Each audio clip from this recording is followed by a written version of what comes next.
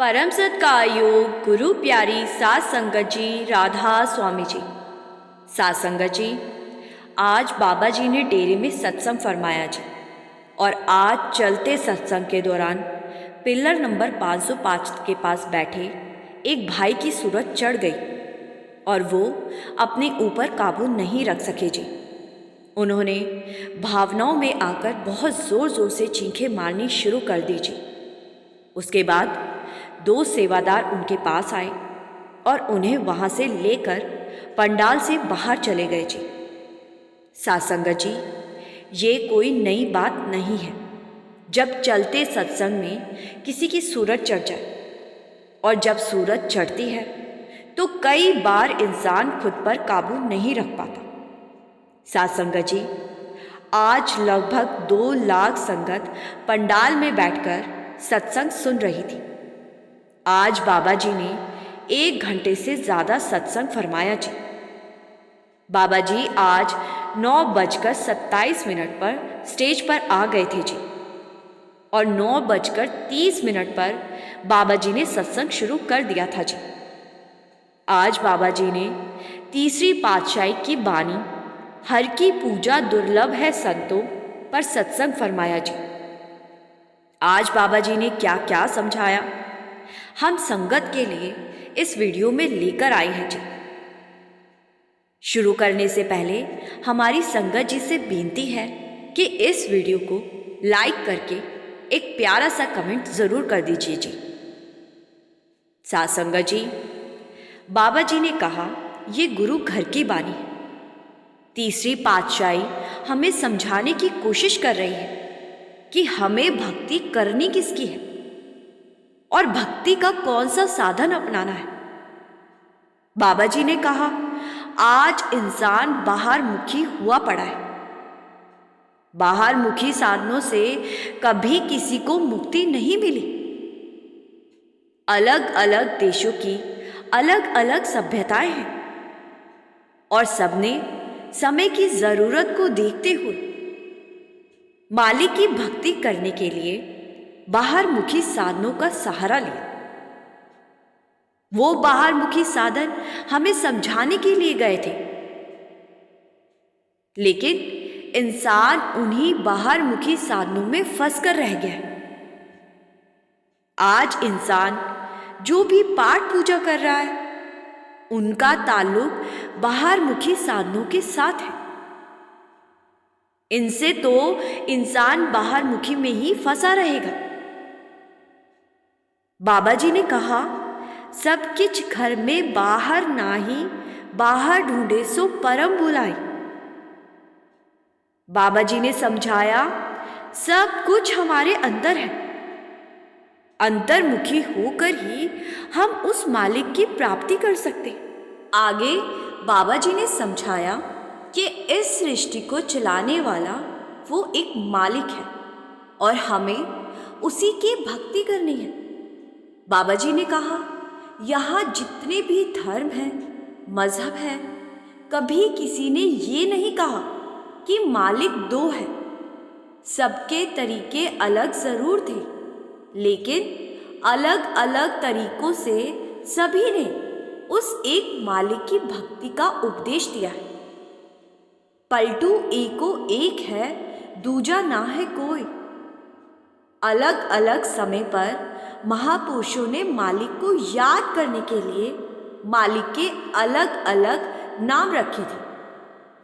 बाबा जी ने उदाहरण के साथ समझाया, जब बच्चे का जन्म होता है तो उसकी हस्ती कायम करने के लिए एक लफ्ज को बच्चे के साथ जोड़ दिया जाता है।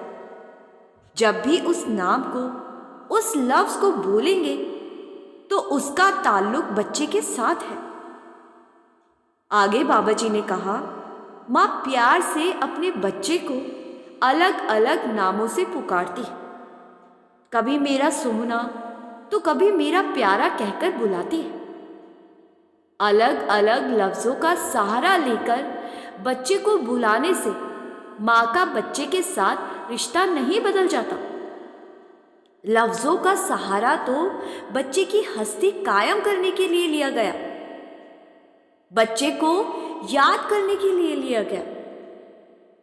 संत महात्मा जब हमारे दरमियान आए तो संतों ने मालिक को याद करने के लिए अलग अलग लफ्जों का सहारा लिया। ये लफ्ज सिर्फ मालिक को याद करने के लिए रखे गए थे। बाबा जी ने कहा, मालिक तो अनामी है। 10वीं पातशाही ने उस समय के प्रचलित मालिक के 1100 से 1200 नाम लिखकर अंत में अनामी लिख दिया। अनामी मतलब जिसका कोई नाम नहीं है। बाबा जी ने कहा, मालिक को जितने भी नामों से याद करे, कोई भी लफ्ज का सहारा ले, लेकिन इससे मालिक की हस्ती नहीं बदलेगी। आगे बाबा जी ने हजूर जी महाराज जी के बारे में फरमाते हुए समझाया। हजूर जी ने 40 साल हमें समझाया, लेकिन हमारे पल्ले फिर भी कुछ नहीं पड़ा। हम उसकी भक्ति करने लगते हैं जो सामने बैठा है। सामने ना हो तो उसकी तस्वीरों की भक्ति करने लगते हैं। बाबा जी ने कहा, क्या कभी शरीरों की भक्ति करके किसी को मालिक मिला है? बाबा जी ने कहा, गुरु कौन है?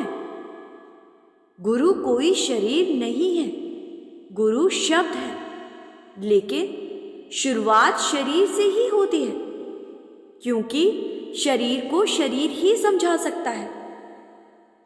शब्द गुरु सूरत धुन चेला। बाबा जी ने कहा, शरीर में ना तो गुरु बनने की ताकत है और ना शरीर चेला बन सकता है। गुरु शब्द है और हमारी सूरत शिष्य यानी कि चेला है। जब हम शरीर का सहारा लेकर अपने अंतर्मुखी में ध्यान को आंखों के बीच में एकाग्र करेंगे तो हमारी सूरत उस शब्द से जुड़ेगी जो हमारे अंदर 24 घंटे बज रहा है। जब हम गुरु के बताए तरीकों को अपनाकर भजन बंदगी करेंगे और अपनी सूरत को जागृत करेंगे तो हमारी सूरत शिष्य बनेगी और शब्द रूपी गुरु की पहचान करेगी। बाबा जी ने समझाया कि अगर पहली क्लास से ऊपर नहीं बढ़ेंगे तो ABC तक ही हमारा दायरा सीमित रहेगा, कुछ हासिल नहीं कर पाएंगे। आगे बढ़कर किसी गुरुमुख की संगत करनी है और उनसे वो युक्ति हासिल करनी है जिसके सहारे हम अपने अंदर मालिक की पहचान कर सकते हैं। बाबा जी ने कहा, किसी बाबे के डेरे या किसी धार्मिक स्थान पर जाकर माथे टेकने से कुछ हासिल नहीं होगा। आगे बढ़ना है तो भजन सिमरन करना ही पड़ेगा। बाबा जी ने आगे फरमाया कि बिना भजन सिमरन के अगर हम सोच कर बैठे हैं कि हमारे कर्म खत्म हो जाएंगे तो ये हमारी सबसे बड़ी गलतफहमी है।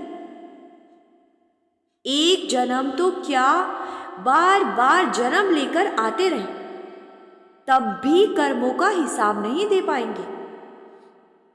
बाबा जी ने कहा, शब्द कर्म की रेख कटाए, शब्द शब्द से जाए मिलाए। कर्मों से छुटकारा पाना है तो हमें अपनी सूरत को शब्द के साथ जोड़ना पड़ेगा। कर्मों के निपटारे का दूसरा कोई तरीका नहीं है। बाबा जी ने बाइबल का उदाहरण देते हुए फरमाया, बाइबल में भी लिखा है, नाम की कमाई करने वाले बनो। आगे बाबा जी ने मन के बारे में फरमाया, मन तो ज्योत स्वरूप है, अपना मोल पहचान। बाबा जी ने कहा, मन की असल अवस्था तो कुछ और है, लेकिन जन्मों के कर्मों की मैल से हमारा मन मैला हो गया है। जन्म जन्म की इस मन को मैल लागी, काला हुआ स्याह। बाबा जी ने कहा, जब हमने किसी कुर्सी पर बैठना होता है तो हम कुर्सी को पहले साफ करते और जहां हमने मालिक को बिठाना है उस मन में तो जन्मों की मैल चढ़ी हुई है, उसकी हमें कोई परवाह नहीं है। बाबा जी ने बर्तन का उदाहरण देते हुए समझाया, जब कोई कह देता है कि आपका बर्तन साफ नहीं है तो हम बर्तन को रगड़ रगड़ कर साफ करते और एक दिन बर्तन अपनी असल अवस्था में आ जाता है, बर्तन की चमक वापस लौट आती है। बाबा जी ने कहा, मन पर चढ़ी जन्मों की मैल सरोवरों में नहाने से तो नहीं उतरेगी। जब हम खुद को शब्द के साथ जोड़ेंगे तो धीरे धीरे मन पर चढ़ी मैल की परतें उतरने लगेगी और एक दिन मन अपनी असल अवस्था में वापस आ जाएगा। बाबा जी ने ललारी का उदाहरण भी दिया जी। जब कपड़ा गंदा हो जाता है तो हम उसको ललारी के पास लेकर जाते, ललारी उस पर गूढ़ा रंग चढ़ा देता है और कपड़े का दाग मिट जाता है। बाबा जी ने कहा, जब तक मालिक के प्रेम का गूढ़ा रंग हमारे मन पर नहीं चढ़ेगा तब तक मन मैला का मैला ही रहेगा। नदियों सरोवरों में नहाने से शरीर की मैल जरूर साफ हो सकती है, लेकिन मन की मैल तो भजन सिमरन से ही साफ होगी। आगे बाबा जी ने मंदिर के ऊपर समझाया, मंदिर क्या है? मन के अंदर पुराने समय में मालिक की भक्ति करने के लिए एक कमरे का इस्तेमाल किया जाता था, जिससे कि एकांत में बैठकर अंतर्मुखी होकर मालिक की भक्ति कर सके। आगे चलकर उस कमरे को मंदिर कहना शुरू कर दिया और आज इंसान तीर्थों और मंदिरों में जाकर माथे टेकने को ही असल भक्ति मानकर बैठ गया है। बाबा जी ने कहा, मालिक तो हमारे अंदर है। अंदर मालिक की पहचान करने की बजाय हम बाहर मुखी हुए पड़े हैं, बाहर मुखी साधनों में खोए पड़े हैं। बाबा जी ने कहा, we are the temple of God. हमारा शरीर ही मालिक का मंदिर है। आगे बाबा जी ने बेनती और अरदास से ऊपर समझाया, आज हम मंगते बने पड़े हैं। क्या मालिक ने हमें यहां भिखारी बनाकर भेजा था? आज हम बेनती अरदासें करते। बाबा जी ने कहा, जो हमें दे सकता है क्या वो ये जानने की ताकत नहीं रख सकता कि हमारे लिए क्या सही है और क्या नहीं? आज हम धार्मिक स्थानों पर जाकर नाक रगड़ने लगते, माथे टेकने लगते। हमने अपना दायरा ही इतना छोटा किया हुआ है। बाबा जी ने कहा, जो कुछ मिलेगा वो अंतर्मुखी होकर ही मिलेगा। बाहर मुखी साधन हमें समझाने के लिए अपनाए गए थे। मालिक ना कभी किसी को बाहर से मिला है और ना ही मिलेगा। बाबा जी ने आगे बुल्ले शाह जी का उदाहरण देते हुए कहा, लख बार जे करे इबादत कदे न बने नवाजी, जेकर प्यार न होसी पल्ले रब न होसी राजी। बाबा जी ने कहा, जब तक अपने अंदर उस मालिक के प्रेम की जोत नहीं जगा लेते तब तक कुछ हासिल नहीं होने लगा। कितने भी माथे टेक लो, नाक रगड़ लो। आगे बाबा जी ने कबीर साहब का उदाहरण देते हुए फरमाया, जो दिसे सो तो है नाही, जो है सो कहा ना जाए। सियाना ब्याना क्या समझाई, गूंगे का गुड़ भाई। बाबा जी ने कहा, जो दिखाई देता है वो असल में है ही नहीं और जो असल में है उसकी हम पहचान नहीं कर पाते। बाबा जी ने कहा, गूंगे को गुड़ देकर पूछेंगे तो वो गुड़ के अलावा कुछ नहीं बता सकता। ये हमारी अवस्था है। आगे बाबा जी ने फरमाया, आज हम मजहबों की लड़ाई लड़ रहे हैं। ये हमारी सबसे बड़ी भूल है।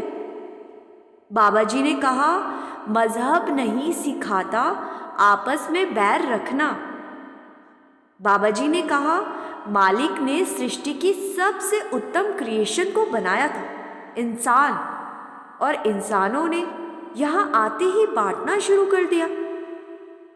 यहाँ तक कि जो चीज़ बांटी भी नहीं जा सकती थी उस मालिक को भी बांट कर बैठ गया।